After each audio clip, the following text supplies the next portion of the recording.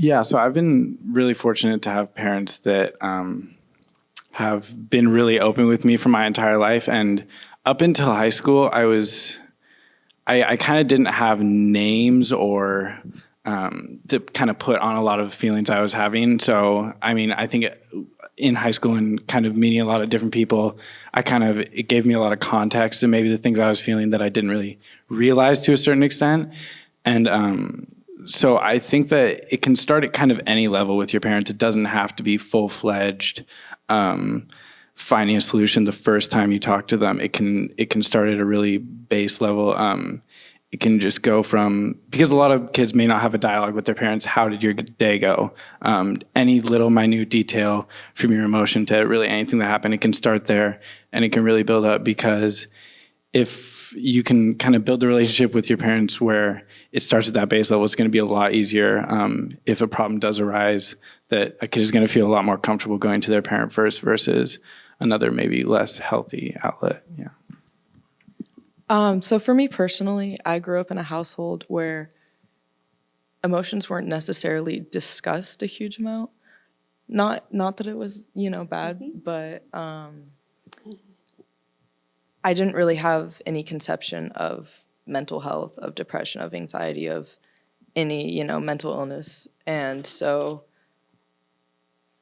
once I started feeling emotions that I didn't know what they were, that were really uncomfortable, that were overwhelming, sad, whatever it may be, overthinking everything, I was left very confused and scared, and I felt very lonely because I literally had no clue that anybody else felt like that until,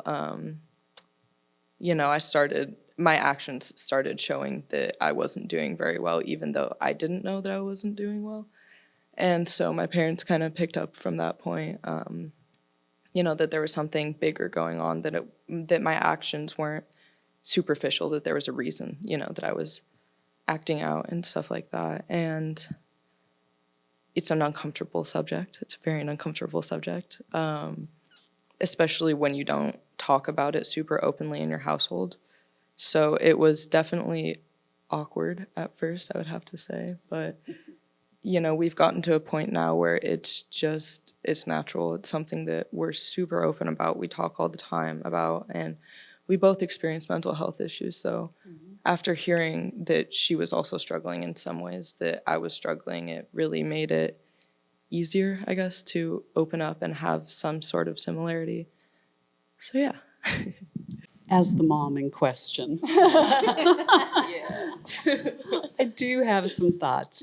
I came to this not really realizing my own struggles with anxiety.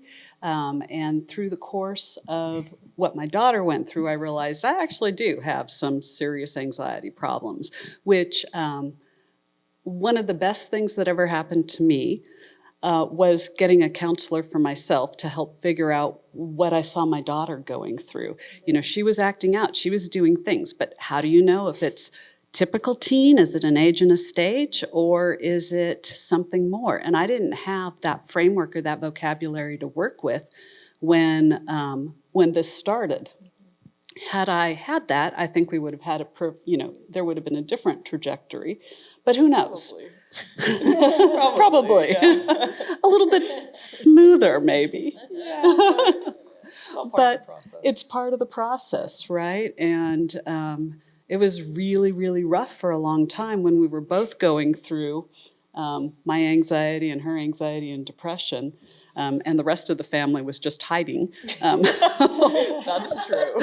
Very true. It was a tough time, but I think as a parent, the thing I would say is listen to your spidey sense, because even though I wasn't sure if this was an age or a stage, I knew there was something was going on. And then, of course, trying to get your child to talk to a therapist or anything like that, boy, that's a whole nother process. But the spidey sense said, there's something here, and I didn't know what it was because I didn't have those tools. So listen to that would be my thought. Well, I also just wanted to note, and I actually have a question for Ava and Matthew, but both of you and Val mentioned having that lack of the language, the lack of the vocabulary. And I think as a person really who's been thinking a lot about how does a community agency, so working both clinically but also in the schools, trying to support young people, how do we, this my thinking is, how do we help with that, not only the vocabulary and the language, so you can recognize what you're experiencing and distinguish it kind of from, well, just stress and kind of normal stress to, no, there's something else going on and I really kind of need some help with this. And I'm kind of wondering, so there's been some efforts with social emotional learning, with some education and health class and other kinds of things. How are we doing? I mean, are you finding that there's more opportunities in the schools? What's kind of your observations about the state of that? I went to Lake Washington High School, as did Matthew, and it's no secret that there's some mental health issues going on there. And my depression was severe enough so that I had to drop out of high school temporarily. Because there wasn't the support that I needed at my high school. Nobody discussed mental health. Nobody knew what the signs were, what the red flags that were going on. My teachers, even though, I was very open about what I was experiencing because I was using my high school counselor to try and help me, communicate with my teachers, they still weren't very helpful, I guess. Some of them were, but some of them also didn't take it seriously. And because of that, I had no extra wiggle room. And so, yeah, it was difficult to get the support that I needed and to be able to understand that what I'm experiencing isn't my fault and that a lot of kids feel it too. And that, there are things that you can do to still be a student, but still take care of yourself first and foremost. And you were lucky in that you had a great counselor. Oh, yeah. Who worked, you bent over backwards, did whatever she could to get you okay. Yeah. Yeah, and to get you graduated. Yeah, my counselor was amazing. But even at my school, the use of counselors wasn't really solicited. Nobody really knew that you could use your high school counselors to help you get help. So, my mom kind of took control over that situation, which was good, which is what I needed. Yeah, no, that's not a bad thing because I couldn't do it for myself at that time. So having you, work with the Lake Washington School District and know that counselors are available was really helpful for me to find a path. Yeah, I agree with pretty much everything Ava said. I think at my school specifically, something maybe that could help in the future would just be, while it's a whole another conversation of kids kind of realizing maybe that there's something more going on with themselves, if they do come to that realization, just more kind of meeting in the middle or farther from the middle towards the student on the teacher's end, because while they are aware that it's an issue, it's never, if it's told to them directly, it's never going to be, in my experience, something that's really accommodated for. I'm not speaking for all teachers, obviously. There's a lot of really great teachers and counselors at my school who are helping people every day. But I think if it can become more of a normal to for teachers to kind of bend a little bit where they're not used to, because that's really what the kids need. So yeah. I heard you both mention, well, our counselors, or at least some of our counselors, who tend to get more training like that, right? And I supervise behavioral health support specialists who are at the high schools, but they're very few hours. And then there are evergreen behavioral health social workers there as well, which have been added really over the last just couple of years, I think partly in response to this. But there's not a lot of training done for teachers, for all that whole staff. And I'm just hearing, I already know this is an issue, but I'm really kind of hearing that reinforced by what the two of you are saying. I did teacher education for 33 years, and we did not talk about this. And so my heart breaks when I hear this because it was my story too. You know, I was that teenager who desperately needed someone to realize I was struggling.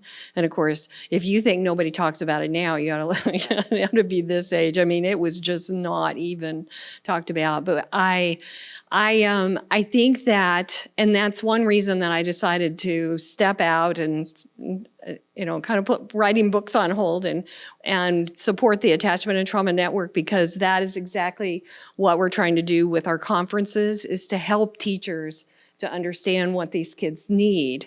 And so when I sat in a room with over 1,000 educators last year at the conference, and it was like, oh my goodness, we're getting this. It's just that we have so far to go.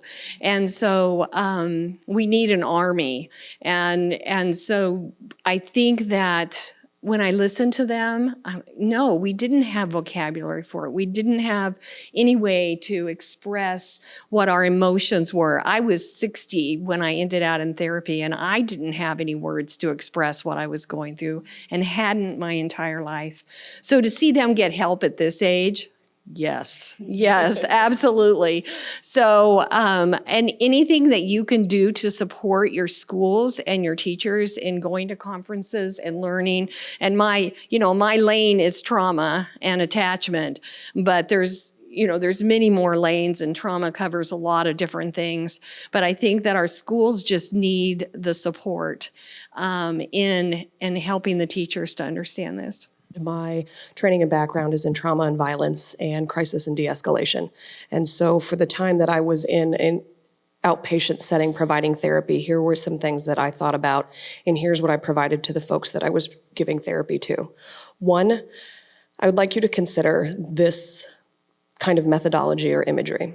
If all of us were standing on the side of a river and just enjoying ourselves, and we saw a bunch of baby bassinets with babies in them going down the river, and we knew about a mile down the river, downstream, that there was 100-foot or so waterfall, what would we all be doing? We would all be jumping in the water to grab as many baby bassinets as we possibly could. Invariably, though, as we're grabbing all these baby bassinets, we see that they keep coming.